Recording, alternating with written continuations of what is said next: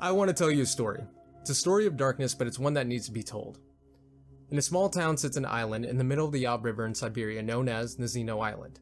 But to the locals it's known by a secret name, a name that you'll never find on Google Maps.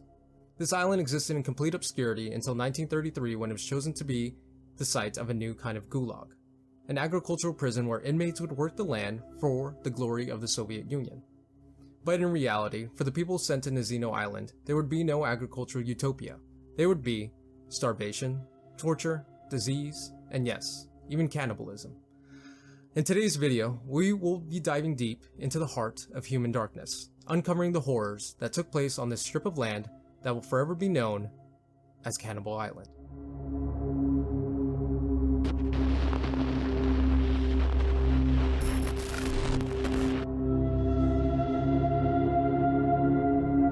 You are now watching Food for Thought.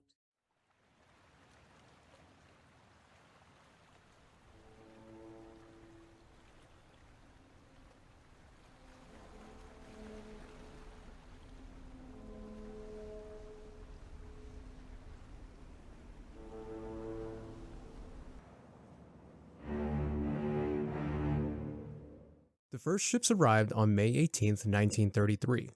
But to understand how the first prisoners arrived on Cannibal Island, we must rewind to 1929. Joseph Stalin is possibly one of the most evil human beings who have ever walked the face of the earth, and in 1929 he was the leader of the Soviet Union.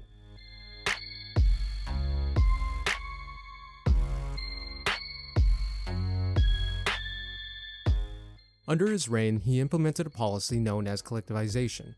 All property, produce, and land was seized by the government.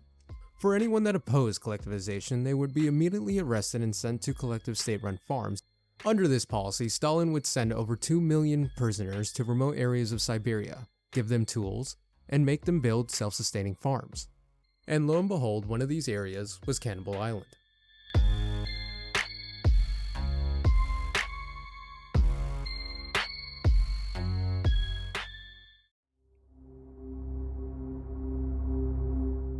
"5,000 prisoners and 50 guards were aboard the first ship set for Cannibal Island. Along the way, 27 people would die due to overexposure to the Siberian climate. Once on the island, each prisoner would be given 7 ounces of flour as food, which is less than what the prisoners of Auschwitz received. As the prisoners began walking around, they noticed that there was no shelter to be found. That's when the guards informed them that they must build their own shelter. Lacking any tools, and with sunset upon them, the prisoners huddled together and slept out in the open bearing the harsh Siberian night. On the morning of May 19, 1933, another 295 were dead. Most of the people on the island were from cities. They had none of the agricultural skills or the tools necessary to build farms. This would soon become a very serious problem, as you can imagine. Desperate, some began mixing flour with the river water, leading to an outbreak of dysentery. On May 22nd, 4 days after arrival, the prisoners were truly reaching new depths of suffering. The freezing rain was killing people every night. It had been 3 days since their last flour ration. The prisoners still had enough humanity to organize a protest and get the attention of the guards on the opposite side of the river. When the guards approached, the prisoners demanded food. The guards agreed, but not on a person-by-person basis. Instead, all surviving prisoners would have to organize in platoons of 150. Each platoon would have a leader, and that leader would be responsible for distributing the flour. Now, a small minority of prisoners were actual violent criminals and psychopaths. They took advantage of this new policy and presented themselves as platoon leaders to the guards, seizing all the flour for themselves. It was at this point that any shred of humanity left among the prisoners was gone forever. And at this point, many people were desperate and trying to escape. Many tried to escape by swimming the harsh icy waters of the Ob River, but many drowned before making it to shore. And for those who did make it, they would be shot by the guards waiting for them on the other side. And things didn't fare much better for those who stayed. The guards would often get drunk and start shooting prisoners for fun. They would also throw bread at the prisoners and watch them fight one another for it. They would also trade bread for sex with young female prisoners. On May 25th, 1933, the camp doctor made a gruesome discovery.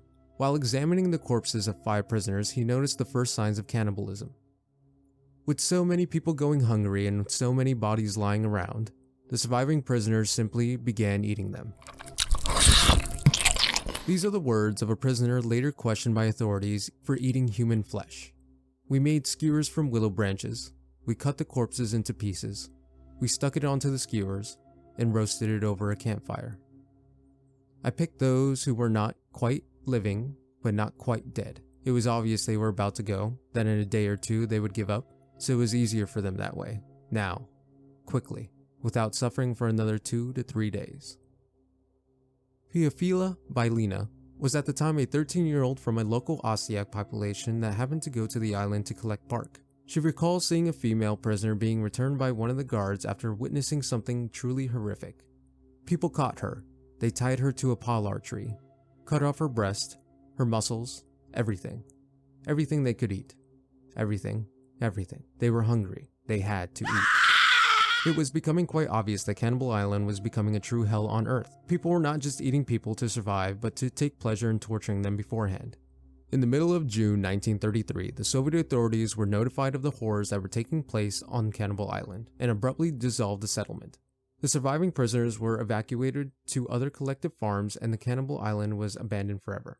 Over 6,700 prisoners were sent to Cannibal Island. Fewer than 2,200 survived. Cannibal Island was a place of true evil, but a place that we should never forget.